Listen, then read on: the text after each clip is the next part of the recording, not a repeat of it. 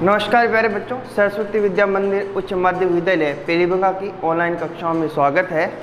आज हम कक्षा 11 में हमारा विषय हिंदी अनिवार्य है और हिंदी अनिवार्य का जो हमारी पुस्तक है उसका हम पहला पाठ करने वाले हैं पद्य भाग का, वो है कबीर। प्यारे बच्चों, सबसे पहले मैं पुस्तक का नाम बता दूं। यह जो हिंदी अनिवार्य की जो पुस्तक है उस पुस्तक का नाम है आरोह भाग 1। क्या है? आरोह भाग 1। यह हिंदी अनिवार्य के लिए पुस्तक लगती है और इस पुस्तक के दो भाग हैं, एक भाग गद्य भाग और एक पद्य भाग। गद्य भाग में कहानी निबंध आदि आते हैं, पद्य भाग के अंदर कविताएं आती हैं और जिसमें पद्य भाग का हमारा जो पहला पाठ है वो है कबीर। तो आज हम पहले पाठ की शुरुआत करते हैं और सबसे पहले हम इस कबीर शब्द का अर्थ जानने का प्रयास करते हैं। तो कबीर शब्द का जो अर्थ होता है वो क्या होता है? महान या श्रेष्ठ होता है। क्या होता है? महान या श्रेष्ठ होता है। और यह जो कबीर जो शब्द है यह अरबी भाषा का शब्द है। किस भाषा का शब्द है? अरबी भाषा का शब्द है। तो प्यारे बच्चों, अब यह तो इस शब्द का शाब्दिक अर्थ और ये किस भाषा का शब्द है ये बताया मैंने, जबकि कबीर जिसकी बात करने वाले हैं वो है कबीर भक्ति काल में निर्गुण ज्ञानाश्रय शाखा के प्रमुख कवि हैं, अग्रणी कवि हैं। कबीरदास जी ईश्वर की निर्गुण निराकार भक्ति करते हैं और परमात्मा एक है और वही परमात्मा सत्य है, इस शरीर में आत्मा है। इस बात को, इस कथन को लेकर के इन्होंने क्या किया? अपने पदों दोहों के माध्यम से समाज में जागरूकता का काम किया। प्यारे बच्चों, कबीरदास जी हमारी भारतीय संस्कृति में, भारतीय साहित्य में सबसे प्रमुख जो है संत हैं जिन्होंने समाज में भेदभाव रहित जाति वर्ण आदि संबंधी जो भेदभाव हैं, जो बाह्य आडंबर है, दिखावे हैं, कर्मकांड हैं, इनका विरोध किया और मानवता का, सामाजिक समरसता का क्या है, इन्होंने समाज में स्थापना करने का प्रयास किया। इसीलिए कबीर अपने समय के समाज सुधारक हैं, क्रांतिकारी कवि हैं और हम संत समाज में तो सर्वोच्च स्थान देते हैं, परंतु समाज में, समाज के उद्धार के लिए, समाज में मानवता के समर्थकों का एक बड़ा बोलबाला हो, मनुष्य में जो भेद है उसको मिटाने का काम इन्होंने किया। हम इनके व्यक्तिगत जीवन के बारे में जानने का प्रयास करें तो इनका जो जन्म है वो 1398 ईस्वी में लहरतारा नामक स्थान पर हुआ, जो कि वर्तमान वाराणसी,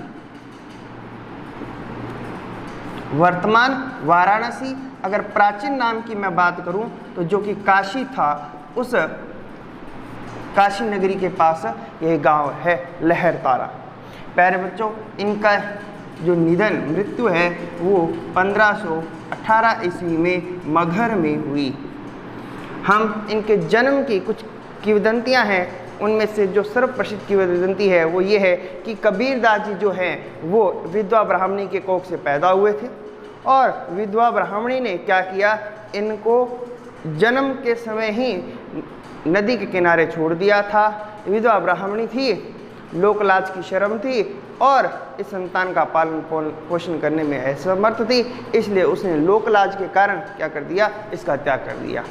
तब वहीं पर नीरू और नीमा नाम के जुलाहे दंपति भ्रमण कर रहे होते, वे उस बालक की रोती हुई आवाज़ को सुनकर के उसे उठाते हैं, पता करते हैं, पता करने पर पता नहीं चलता ये किसकी संतान है। तब क्या करते हैं, कबीरदास जी क्या हैं, जुलाहे दंपति के यहाँ, किसके? जुलाहे दंपति के यहाँ, जिसका नाम क्या है, पिता का नाम है नीरू और माता का क्या नाम है, नीमा। इन्होंने क्या किया, कबीरदास का पालन पोषण किया। प्यारे बच्चों, कबीरदास जी गृहस्थ संत हैं और इनकी पत्नी का नाम है लोई। इनके एक पुत्र और एक पुत्री है और पुत्र का नाम है कमाल और पुत्री का नाम है कमाली। इनके गुरु हैं स्वामी रामानंद जी। प्यारे बच्चों, प्रारंभ से ही जिज्ञासु वर्ती के थे और संतों के साथ सत्संग किया करते थे, उनके साथ भ्रमण किया करते थे, बड़ा ही भक्ति भाव के थे और समय पूर्व ही क्या हो गए, इन्हें ज्ञान प्राप्त हुआ। और ज्ञान के प्राप्ति के समय इन्हें ज्ञात हुआ कि स्वामी रामानंद जी क्या हैं, उस समय के बड़े प्रसिद्ध संत हैं और इनके मन में भी इच्छा हुई कि वे स्वामी रामानंद जी के क्या बने, शिष्य बने। परंतु कबीरदास जी जाति से जुलाहे निम्न वर्ग के थे, इसलिए इनका शिष्य बन पाना संभव नहीं हुआ। परंतु मन में ठान ली थी तो एक बार क्या करते हैं, ये स्वामी रामानंद जी का आगमन बनारस में होता है, पंचगंगा घाट के किनारे कबीरदास जी चले जाते हैं। उन्हें पता लगा था कि स्वामी जी प्रतिदिन प्रातःकाल यहाँ स्नान करने के लिए आते हैं। तो स्वामी रामानंद जी जब प्रातःकाल स्नान करने आते हैं, उस समय कबीरदास जी से उनका क्या है, रात्रि में क्या है, पैर से वे टकरा जाते हैं और उनके मुख से राम राम का उच्चारण होता है। कबीरदास जी उसी राम नाम को क्या करते हैं, गुरु का मंत्र मानते हैं और रामानंद जी को अपना गुरु मान लेते हैं। तो उस रामानंद जी को गुरु मानने के बाद में इन्हें और ज्ञान की प्राप्ति होती है। इस प्रकार ये इनका क्या था, प्रारंभिक जीवन था।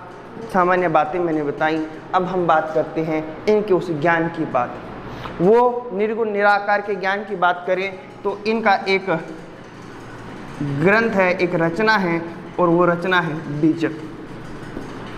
क्या है, बीजक। प्यारे बच्चों, मैं आपको बता दूं, ये बीजक ग्रंथ कबीरदास जी ने लिखा नहीं है, बल्कि कबीरदास जी ने जो भी पद, जो साखियाँ, जो दोहे गाए हैं, वे सब के सब इस बीजक ग्रंथ में संकलन किया गया है। और यह संकलनकर्ता कौन है, यह हैं इनके शिष्य, जिनका नाम है धर्मदास। क्या नाम है, धर्मदास। धर्मदास जी ने क्या किया, इस ग्रंथ का संकलन किया और कबीरदास जी की साखी, रमेनी और शब्दों का संग्रह इसके अंदर हमें देखने को मिलता है। प्यारे बच्चों, इनका जो ज्ञान है वो क्या है, बहुश्रुत होने के कारण है, सुनते ज़्यादा हैं। इनका जो ज्ञान है, इनके स्वयं की अंतरात्मा की आवाज़ है और गुरु की कृपा है, संतों का संग है। इसलिए गुरु की कृपा, गुरु की सेवा से जो इन्हें ज्ञान प्राप्त हुआ वो इन्होंने लोगों को बताया और लोगों को जो ज्ञान दिया वो ज्ञान कैसा था, बड़ी सरल भाषा में समझाने का प्रयास किया। इसलिए ये स्वयं कहते हैं कि मैं कहता आँखन की देखी, तू कहता कागज की लिखी। कि मेरा जो ज्ञान है वो अपनी आंखों से देखा हुआ, प्रत्यक्ष मैंने जो जाना है उस ज्ञान की बात करता हूँ, न कि उस ज्ञान की बात करता हूँ जो शास्त्रों के अंदर लिखा हुआ है। क्योंकि इन्होंने कभी भी कागज कलम को छुआ नहीं है, ठीक है, और ये अनपढ़ थे, इसलिए कागज कलम छुआ नहीं। मैंने बता दिया आपको कि बीजक ग्रंथ का लेखन नहीं किया बल्कि संकलन हुआ है, वो संकलन शिष्य धर्मदास ने किया, इसलिए इन्होंने कभी किसी कागज कलम को छुआ नहीं है। प्यारे बच्चों, ये अपनी वाणी के प्रभाव के कारण आचार्य हजारी प्रसाद द्विवेदी ने इन्हें वाणी का डिक्टेटर कहा है, ठीक है। अब मैं इनकी भाषा की बात कर लूँ। प्यारे बच्चों, इनकी जो भाषा है वो है सदुकड़ी भाषा। कौन सी भाषा, सदुकड़ी भाषा। सदुकड़ी भाषा कोई भाषा नहीं है, बल्कि कि ये भाषाएं क्या है, अलग अलग भाषाओं के शब्द जब मिल जाते हैं उसे हम सदुकड़ी भाषा कहते हैं। साधु जो होते हैं भ्रमण करते रहते हैं, देशाटन करते रहते हैं और उसी भ्रमण से क्या करते हैं, विभिन्न क्षेत्रों की भाषाओं का ज्ञान इन्हें होता है और उसी ज्ञान का क्या होता है, वे अपने प्रयोग अपने प्रवचनों में करते हैं, सत्संगों में करते हैं। इसलिए इनकी भाषा है कौन सी है, सदुकड़ी है। इसी भाषा को क्या कहा जाता है, पंचमेल खिचड़ी भी कहा जाता है।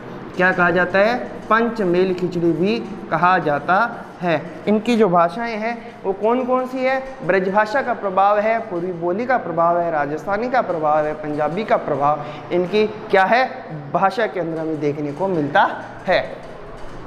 इस प्रकार हमने इनकी भाषा की भी बात कर ली। अब इनसे हमें सीखने को क्या मिला, इन्होंने बताया क्या है, तो प्यारे बच्चों, इन्होंने जो हमें बताया वो ये बताया कि परमात्मा क्या है, एक है। वह निर्गुण निराकार स्वरूप में है। हमने जो इसे अलग अलग स्वरूपों में माना है वह परमात्मा अलग अलग स्वरूप में नहीं है। और जो भी इन्हें ये ज्ञान प्राप्त हुआ वो संतों के संग गुरु की सेवा से प्राप्त हुआ है। इन्होंने आत्मिक ज्ञान की प्राप्ति की, उस ज्ञान को हमें बताया। अब हम बात करते हैं हमारे स्वयं के जो पाठ में जो हमारे को पद दिया गया है उस पद की बात करते हैं। प्यारे बच्चों, हमारा जो पहला पद है वो है हम तो एक एक करी जाना। इस पद के अंदर कबीरदास जी ने परमात्मा का एक ही स्वरूप होने की बात कही है।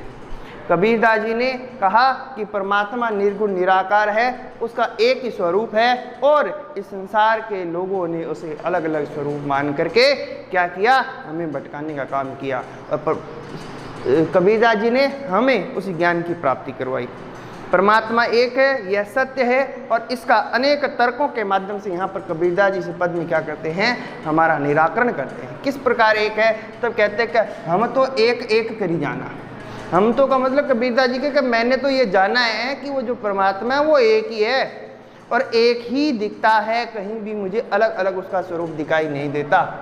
अब क्यों नहीं दिखाई देता, तो कबीरदास जी ने जो माना है कहते हैं कि परमात्मा एक है और उसी परमात्मा के अंश हम हैं और हम क्या हैं, आत्माएं हैं।